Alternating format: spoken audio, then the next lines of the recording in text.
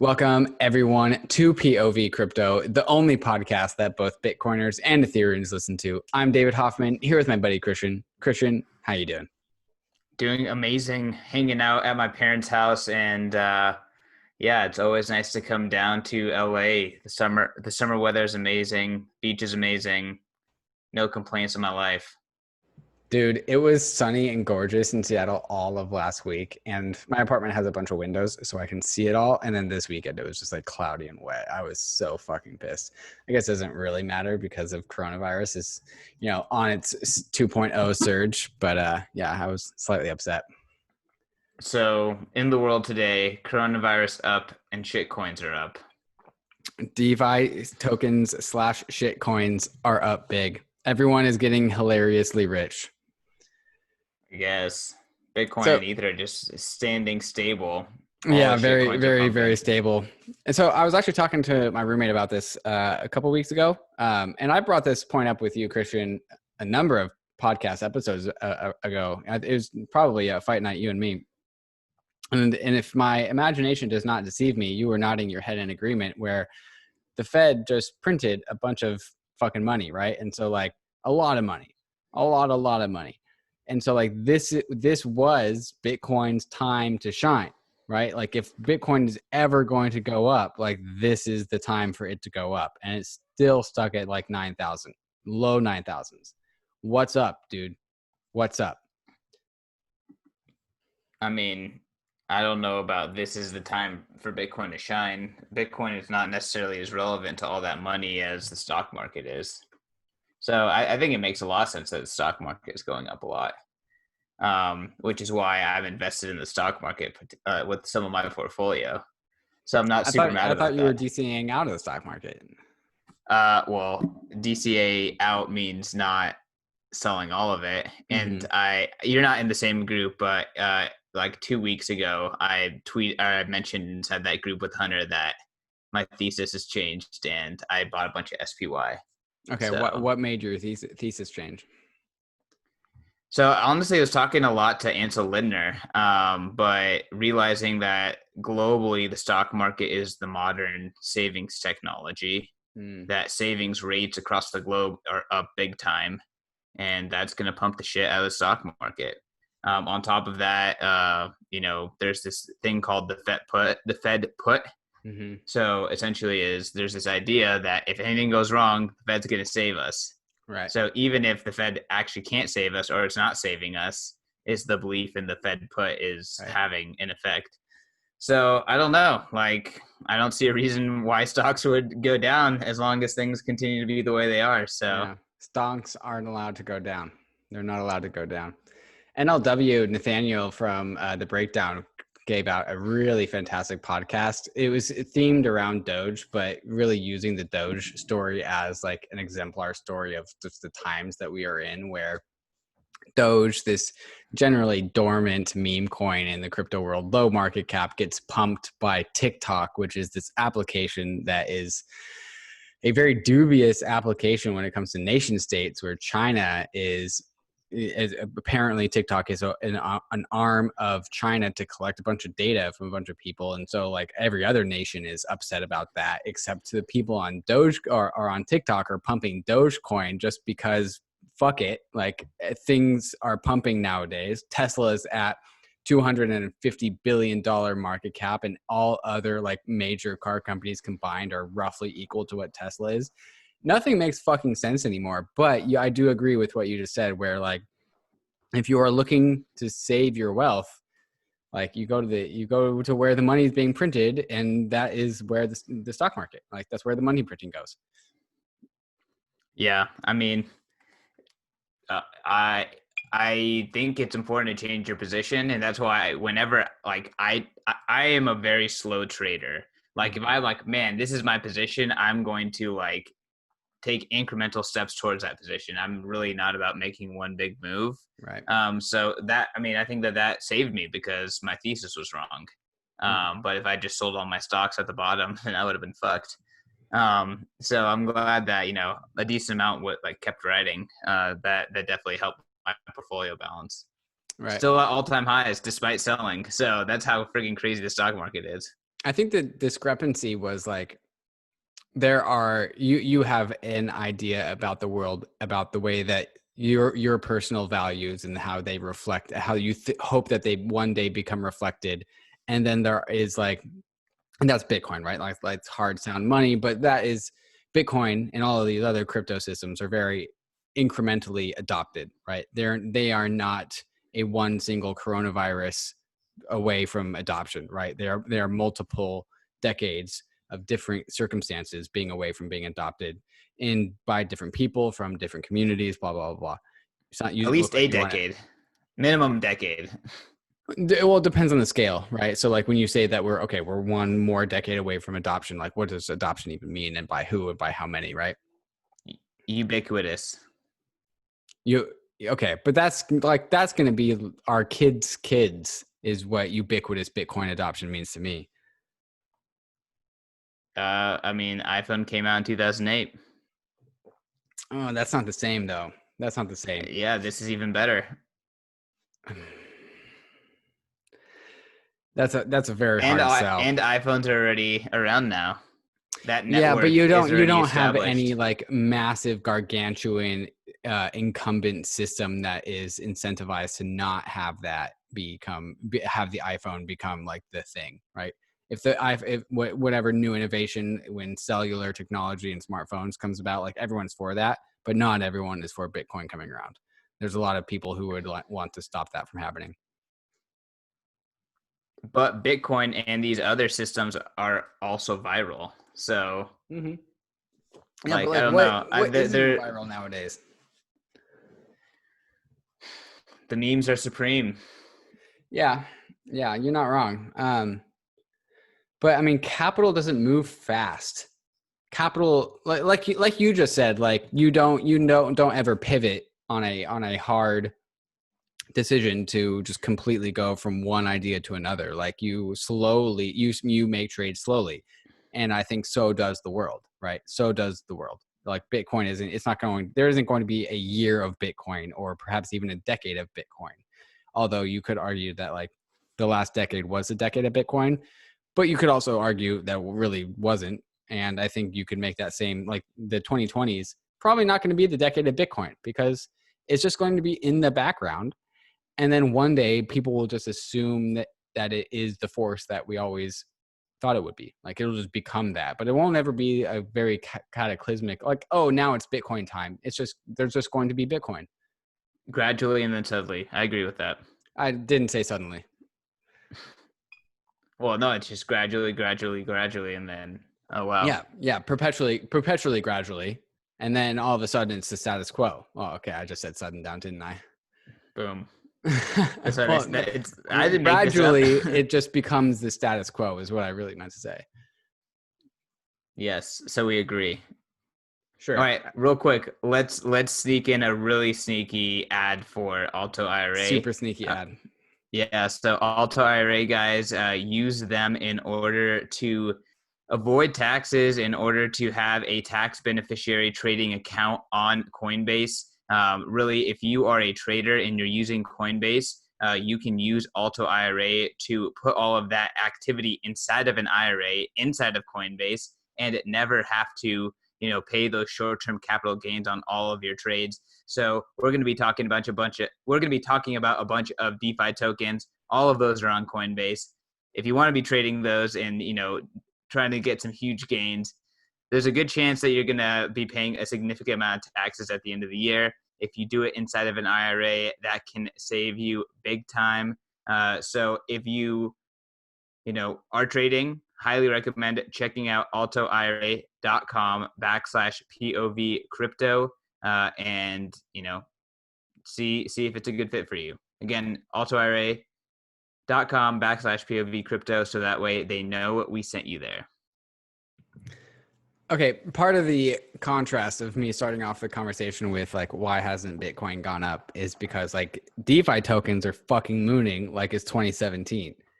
Like Lend Aave is up 800%. Link just hit $8, which brings it into the top 10. We have AMPL, which is the coin that I've been very interested in, which is doing fucking crazy shit. DeFi tokens and like we could have recorded this episode 2 weeks ago or 3 weeks ago, and it would have been the same thing, right? Like almost a month ago, we could have said like DeFi tokens are fucking mooning, and it's been that way for 4 weeks later, right? DeFi tokens are going insane. Like everyone's getting hilariously rich, and I'm fucking late. But also at the same time, if this is a 24-month long pump like it was between like the start of 2016 and then the end of 2017, still relatively early. But I think there's a pretty interesting contrast between the non-action of Bitcoin and all of the action on DeFi.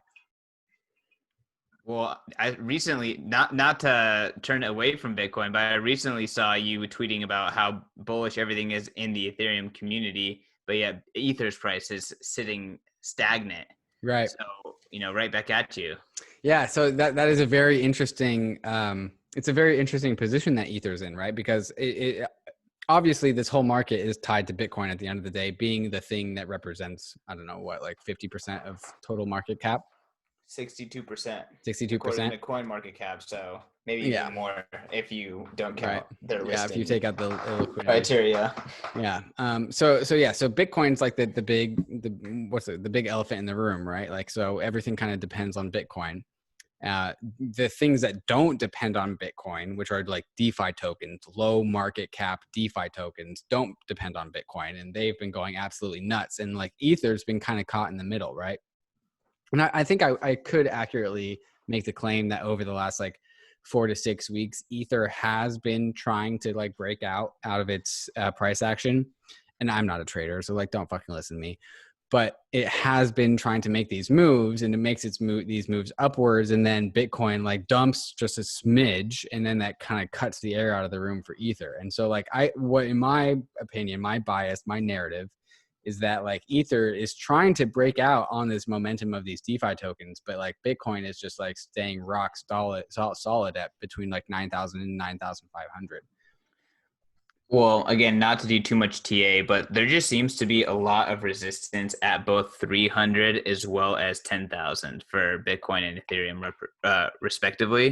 250 for Ether. 250 to be more precise. Yeah. Sure, whatever. I don't look at the Ether chart very much, to be honest. Likewise, I don't look at the Bitcoin chart. Hey, that's why we make a good match, though. So the listeners get a full picture despite both of our biases. But I think you nailed it when you said like, Ether, Bitcoin in the crypto scheme of things, in the cryptoscape, they are kind of like the big market cap, more difficult to move around, even though there's still not that difficult to move. Yeah. Whereas like these DeFi tokens, like they're the epitome of illiquid.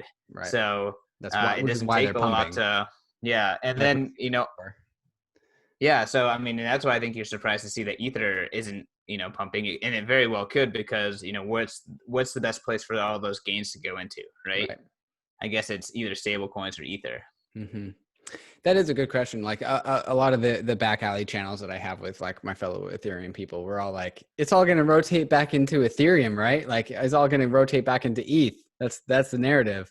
But at the same time, there's like a plethora of stable coins on Ethereum where all these DeFi tokens could easily rotate back into. So that is a little bit of a juxtaposition there. Ethereum loves to be a settlement layer for all assets, but that means that rotation could happen elsewhere other than ETH. It could just happen into other shit coins, for one thing. Then also, there's Tether is now inside a Compound, and Tether's it's probably going to go make its way into all the other DeFi apps too. So rotation could be going into Tether, not necessarily Ether. Yeah, it was slightly unrelated, but BTC VN, the biggest kind of cryptocurrency blockchain ATM and OTC desk service in Vietnam, went from 65% Bitcoin, 15% Ether, 65% Bitcoin, 15% Tether, 5% Ether OTC volume, to now 80% Tether OTC volume. Wow. So Tether has completely taken over the OTC volume at BTC VN. And I think that one of the biggest use cases is remittances. Right. Interesting. How do they know that? Because, I mean, I listened to interviews by Dominique Well, and he talks about, like, in Vietnam, remittances from China and other kind of more developed Asian nations is one of the biggest Strong. use cases for crypto. Yeah. Interesting.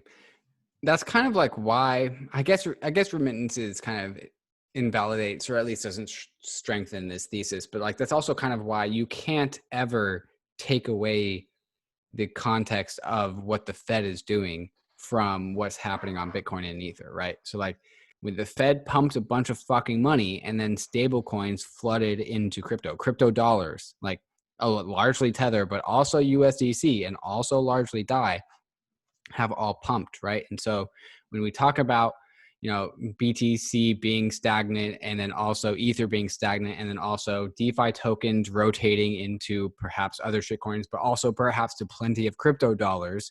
And the rise of crypto dollars has come out of this coronavirus pandemic because of the Fed's action to print a bunch of money. Like all of these things are connected, right?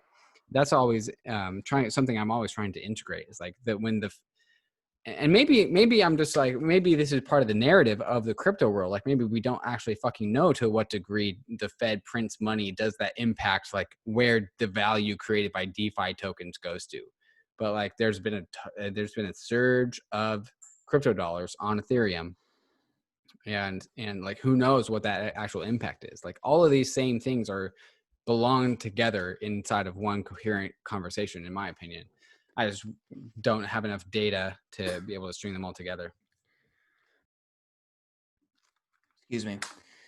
Took a sip of water and went down the wrong pipe. And I'm using the B class mic that doesn't have a mute button on it. Sorry, you want me to keep going? So I know that Ansel will probably push back on you and say that there's not a whole lot of money printing that's actually happening in terms of money that's being created out of thin air to, kind of pump into crypto dollars. But I think there is a flight into dollars and dollar derivatives globally. And maybe that's what's driving Right. That's what I really a lot mean. of this, a lot of the Demand for dollars increases. is demand for dollars. Yeah, sure. So, I mean, yeah, you're right. I shouldn't be saying that it was money printing. That means there's a bunch of money on Ethereum, but it's demand for dollars. It's demand for dollars. look, yeah. I mean, I think the crux of the story here is we are learning a shitload about liquidity. Like liquidity is an extremely dominant network effect, and just look what the dollar is doing to the crypto market, the Bitcoin market, right? It's taking over as money. So and mostly in the form of Tether, but you can see in these alt stable coins as well that those are also getting a lot of usage as well. So I mean, I don't know what else to say there. Like liquidity freaking matters and it is powerful. I don't know. I think that's bullish for Bitcoin, but I don't know like what time scale like it's really gonna take place.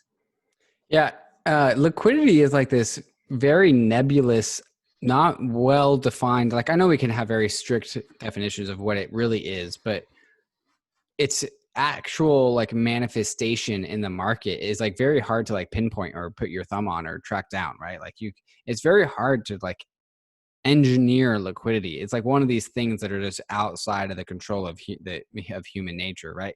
The Federal Reserve and the U.S. government are these things that are trying to own or control the market, right? So when the Fed says like I'm going to do this action and the market will behave this way, that's coming from a belief that the Fed can actually control the market. The Fed owns the market. When like the Austrian economics view is that the market is something that controls all of us, and like if you think that you control the market, like maybe you can have it for a small amount of time, but it will end up blowing up in against you. And part of that I think comes from the concept of liquidity, right? Liquidity and where liquidity goes.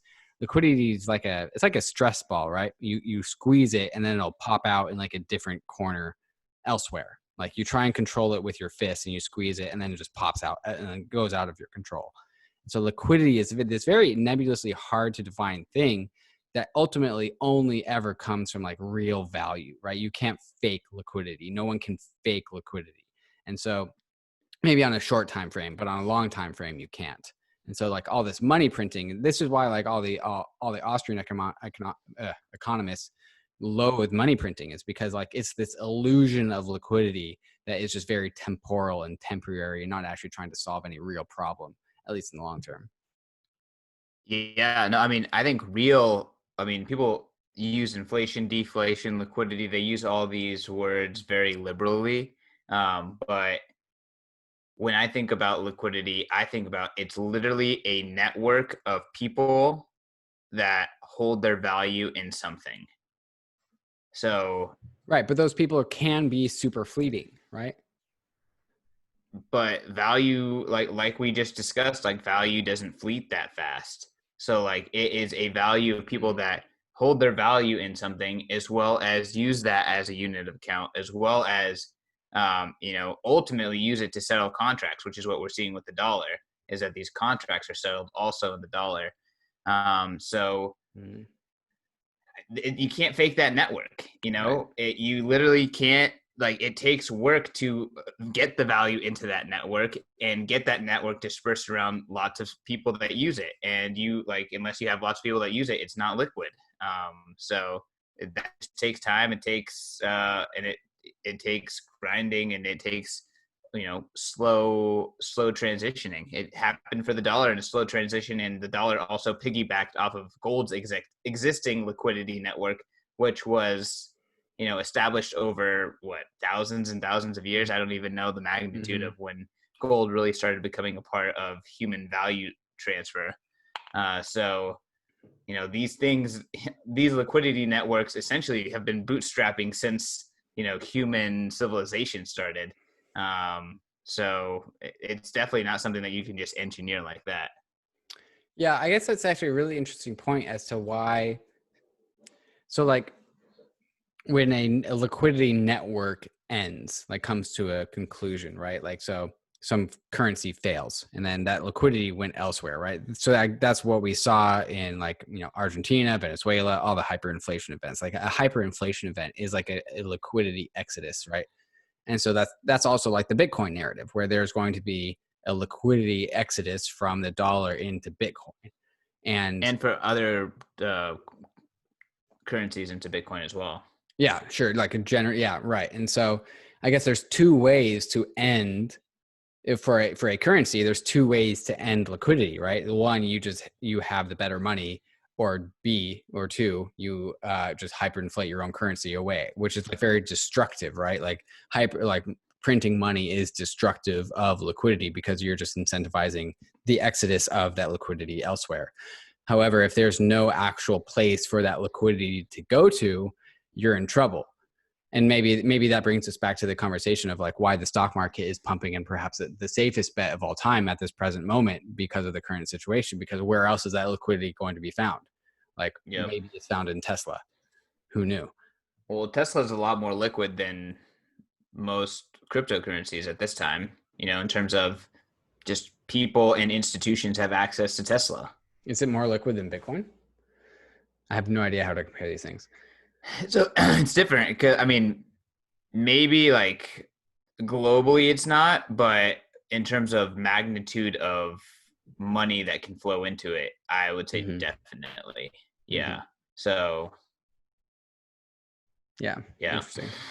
Okay.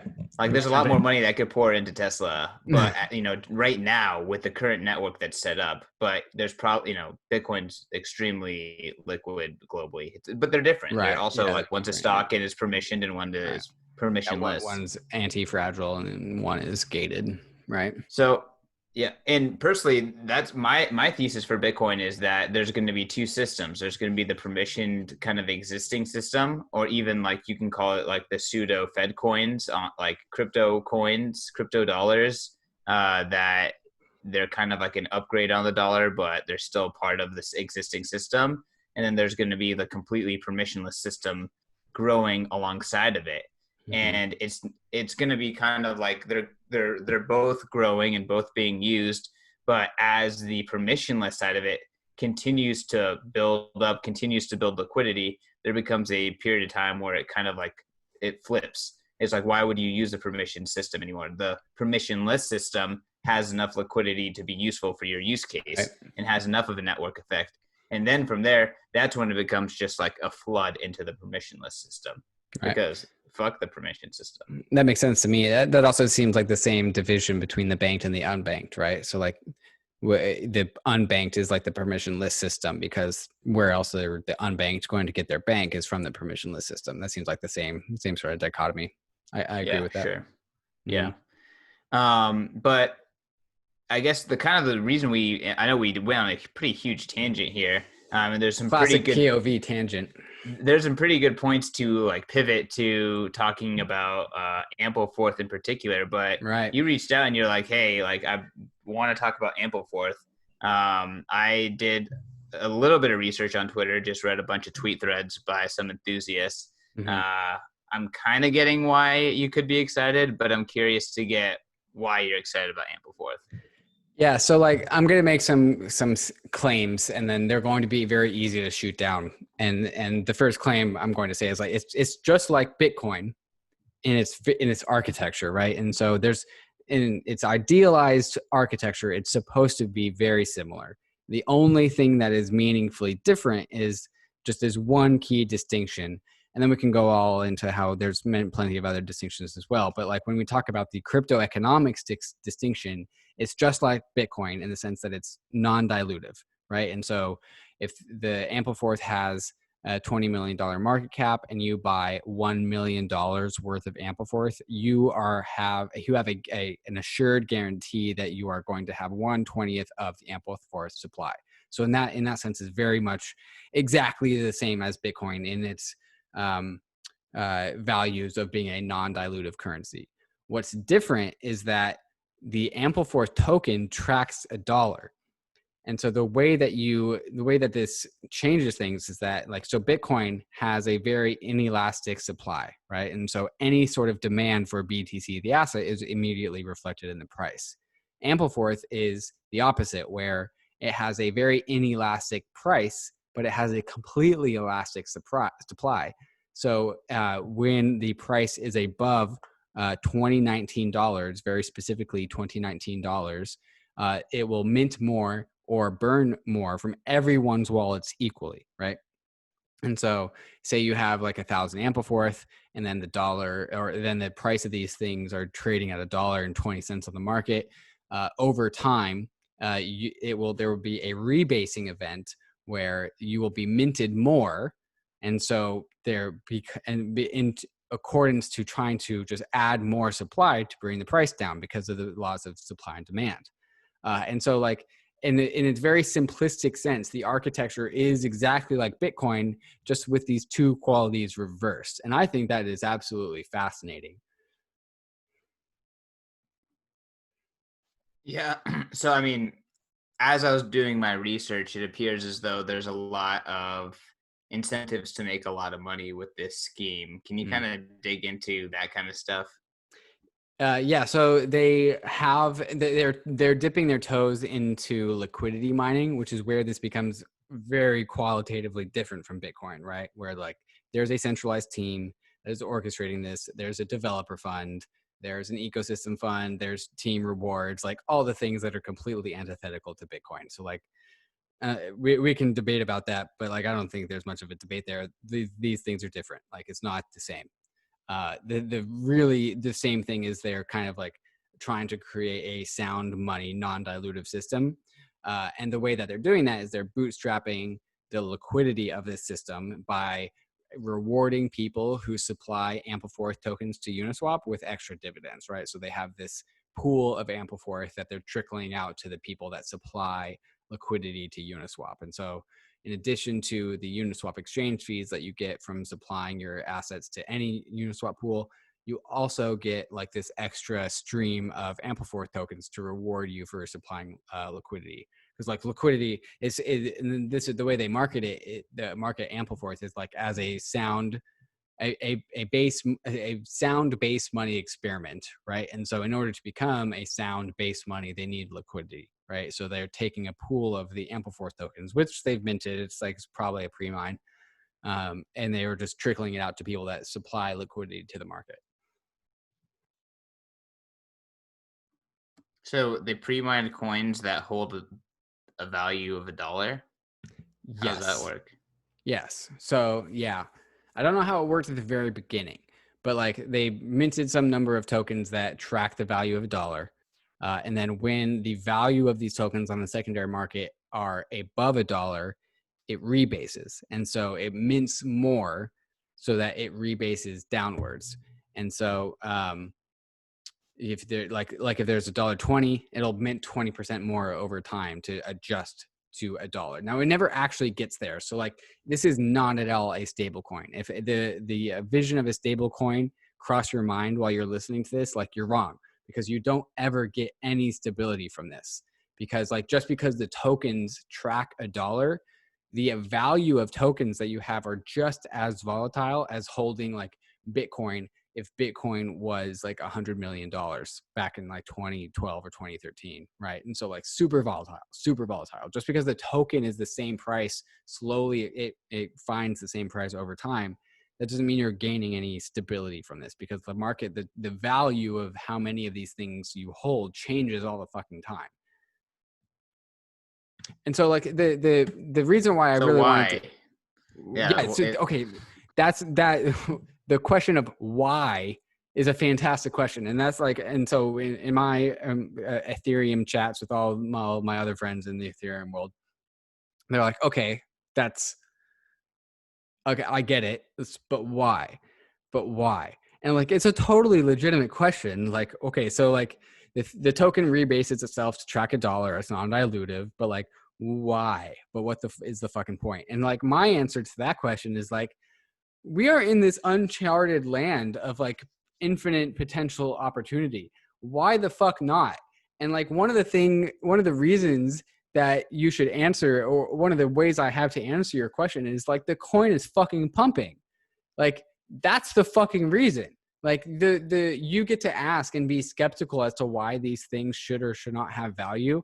But the fact that Ampleforth just pumped from like, I don't know, like a $10 million market cap to a $150 million market cap over the course of like 6 weeks, that should indicate to you that there at least is a why there. Like, okay, yes, part of the answer is that 4chan got a hold of it and they pumped it.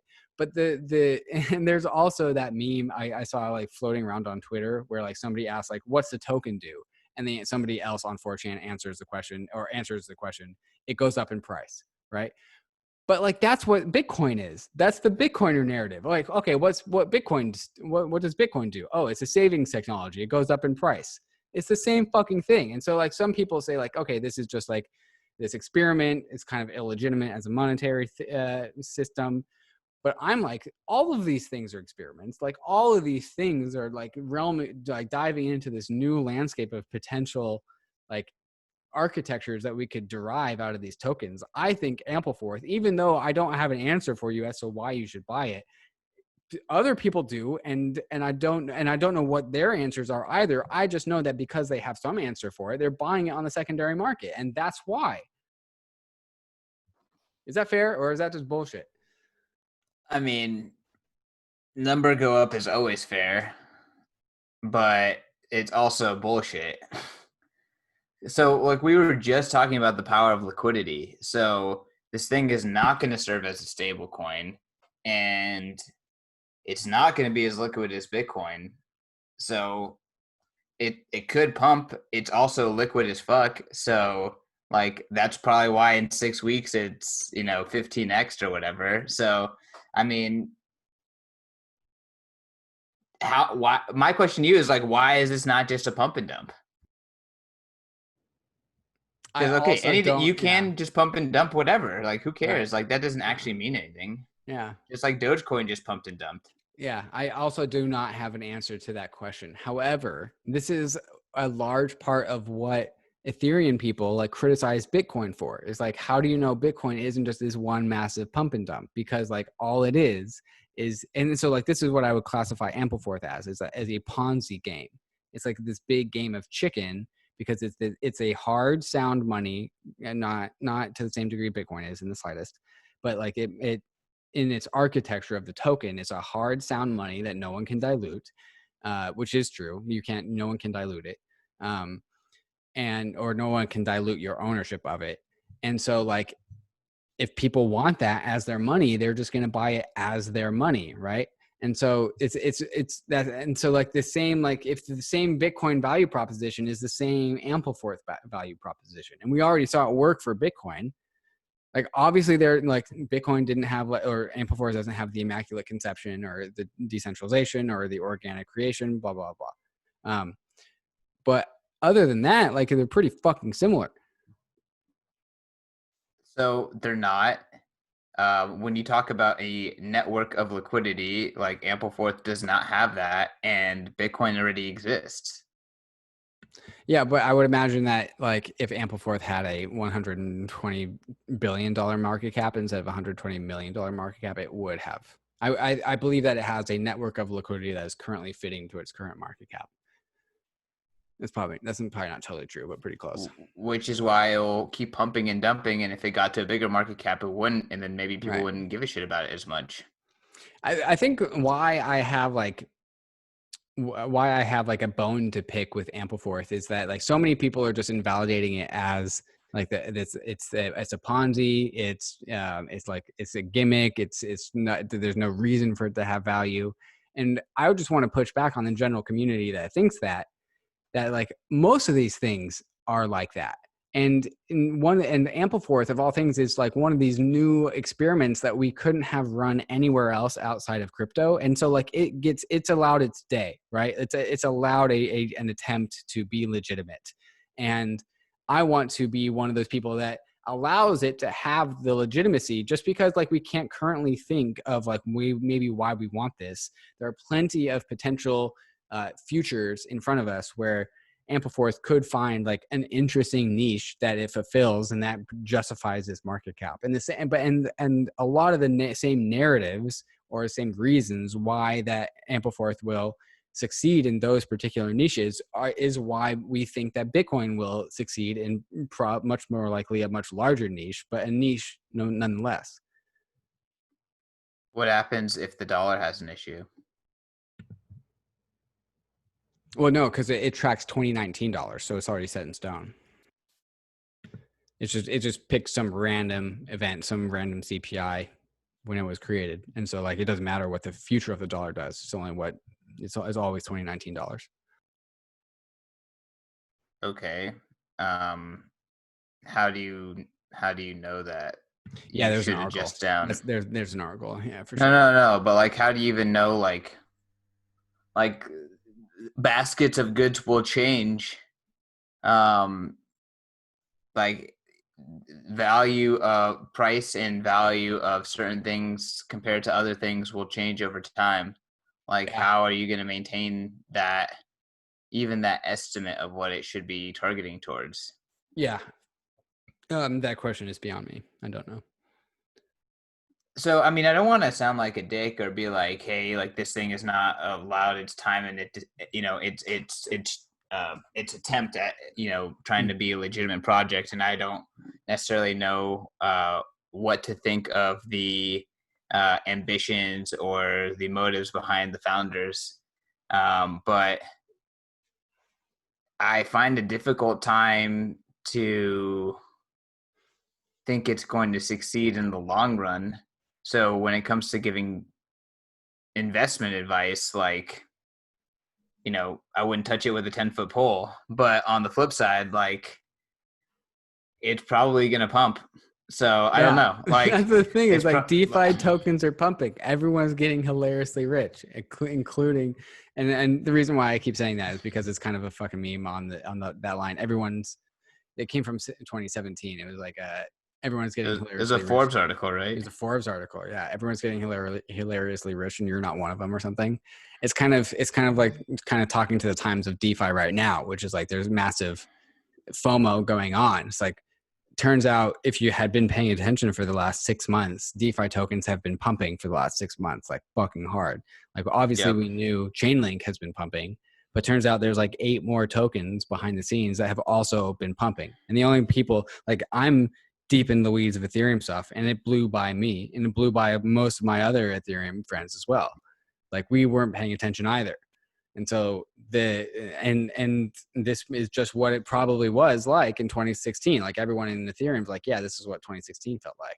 It's like there was a big rush at the very beginning, and that kind of set the stage for the next like 2 years. Yeah, I mean, and they're saying that Doge kicked it off in 2016 as well. So Oh, really? That's funny. yeah, that Doge kicked off the 2017 bull run. So Wow, I did not know maybe that. history repeats. I did not know that at all. But yeah, I mean, all of this stuff has been pumping for a while. I've definitely kind of taken notice of little things pumping. I've Hmm. also just haven't really bothered to buy them. Maybe I'm just biased. Maybe I'm an idiot. You know, everyone's getting hilariously rich, and I'm just holding Bitcoin, stable coin over here. I mean, that's how Um, I feel with ETH, right? It's the same thing. but but on the flip side, like I actively choose not to put any energy towards trading. Yeah. Like and I feel as though I'm allocating my energy towards doing other things which are productive and are making me money and making me more Bitcoin. Hmm. So okay, maybe I'm not getting the whatever gain on Link. I'm also not getting the whatever loss that you're also eating because you're a trader. Hmm. And I'm always increasing my stack. So Hmm. I don't know. I just Yeah. like I'm not trying to be a trader. Like that's also part of it. Like okay, everyone's getting hilariously rich, but I'm also not trying to be a trader. Like that Right. requires a specific activity, and then it also requires you do that activity well. Right. Yeah. I think when people can go back and look at the charts for DeFi tokens, like Link is up, I don't know how many fucking percent, like 700%. Aves token Lend is up 800%. You know, Ampleforth is up. It's really actually hard to measure it because the price actually rebases. But the point is, like, everything's up. But as a You got to trader, talk about the market cap. yeah, you have to talk about the market cap for Ampleforth. But like as a trader, you don't get to like assume that, damn, I should have been in Aves token Lend or I should have been in Link because then I would have had 800%. Like you don't get to think that. That's not a fair thought because you would have fucking sold and then you would try to have bought back in and then you would have sold again and you would have fucked it up along the way probably. And so you don't get to look in hindsight at like Ave's 800% like pump and be like, damn, I missed out on 800% gains. You at best missed out on like 300% gains. Probably. Yeah, I mean, if you're active, if you know how to allocate a long-term hold strategy and you do that extremely well, like that's probably how you make the most money. Mm-hmm. Just trading, like you can't break discipline. It's so hard.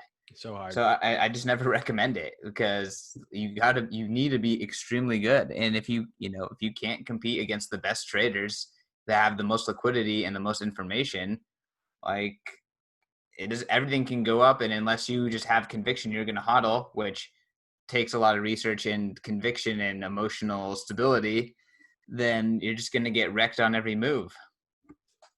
One thing I think I was talking to Anthony Cesano about this forever ago, where he has this on he works at Set, right, and so he has this token on Set protocol, and Set protocol for those that don't know is like this algorithmic trading system, and they also have a social trading system. So like you can just follow traders and then you'll just it's a copy trader system. Still doing it? Am I still doing it? No, I opted out of it forever ago. I just wasn't doing anything. I was just all my set was between Ether and USDC, and it was just 100% in Ether the whole time, which actually ended up working out. But so his it's the same thing. It's 100% ETH between an ETH USDC pair, and it's set to sell into 100% USDC the moment Ether price hits $10,000.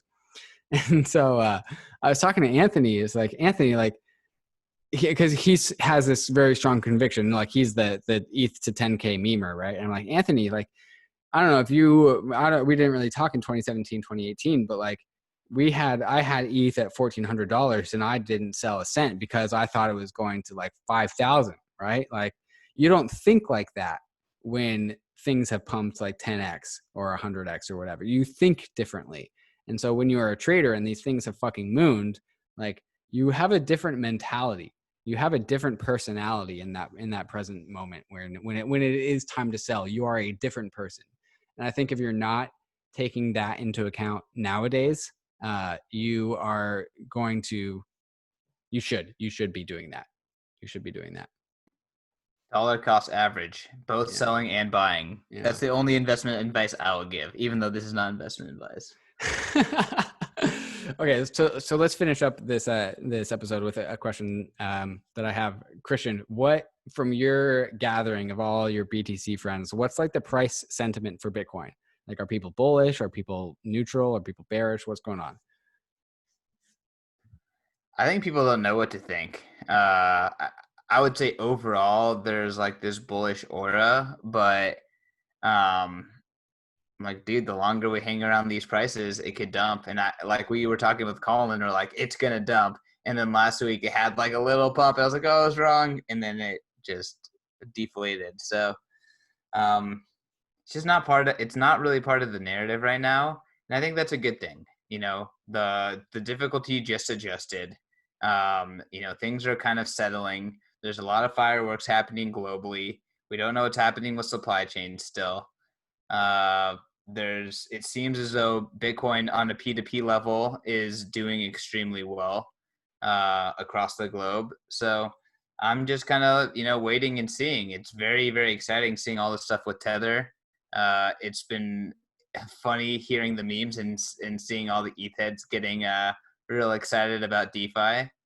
I'm very curious to see how DeFi, like what role DeFi has to play in this next bull run, because I think a bull run is happening. There's a lot of like different factors that are going to push in that direction, the halving being one of them. But whatever the hell is happening on Ethereum, I think is just going to be throwing gasoline on the fire for sure.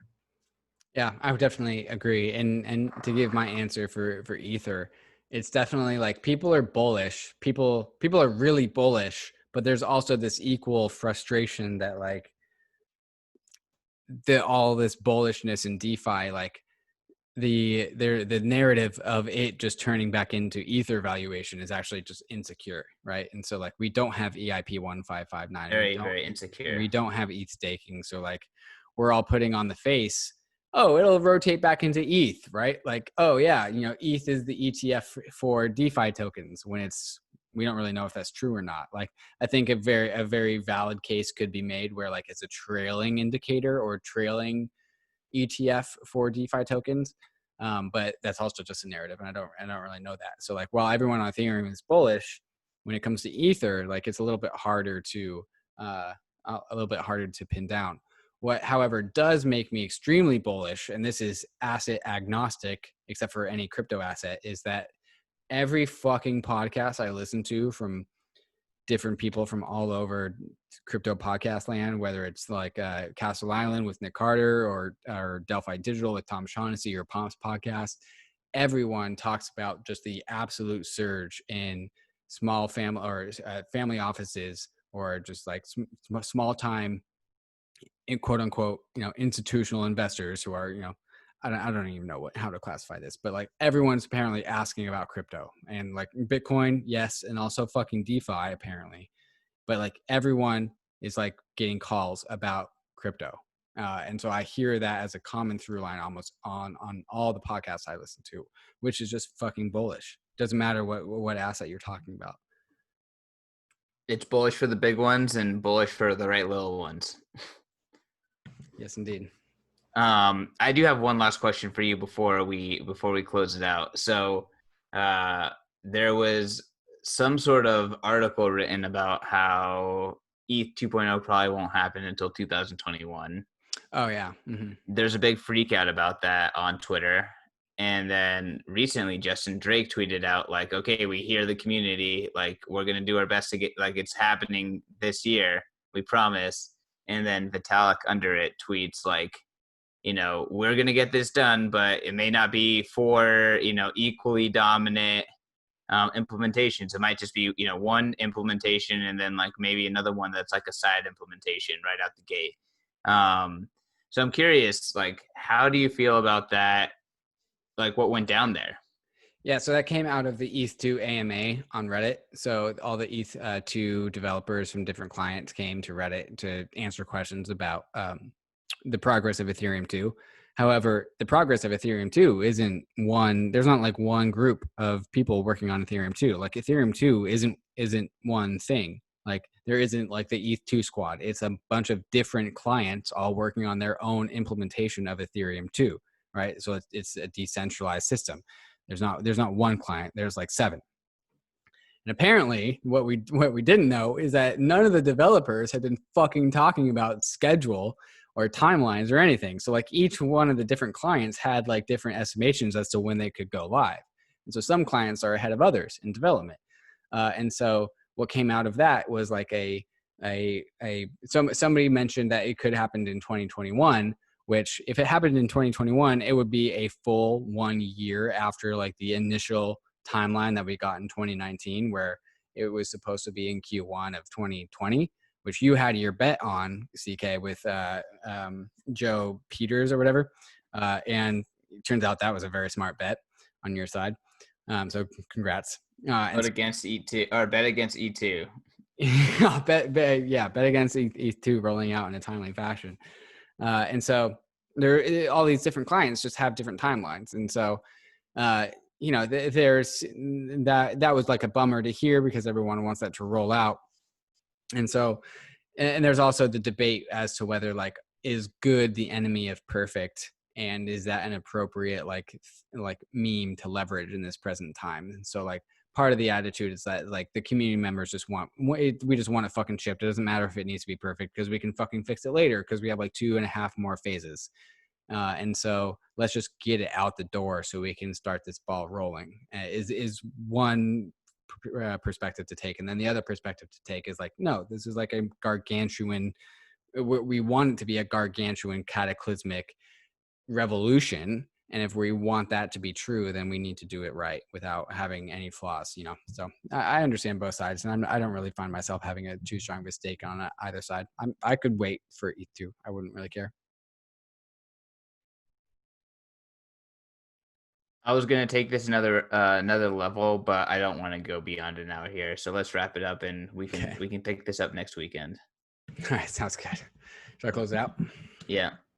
All right, guys, you can follow the podcast at POV Crypto Pod. You can follow me at Trustless State, both on Twitter and on Bankless. TK? Yeah, you can find me at CK_snarks. Also check out Bitcoin Magazine. A lot of good stuff happening there. 5-star reviews, guys. Make sure to give us those 5-star reviews. Make sure to share every episode you love. If you loved it, give us a share on Twitter. Give us a share on Reddit. It means a lot to us. It does indeed. All right. Thanks, everyone.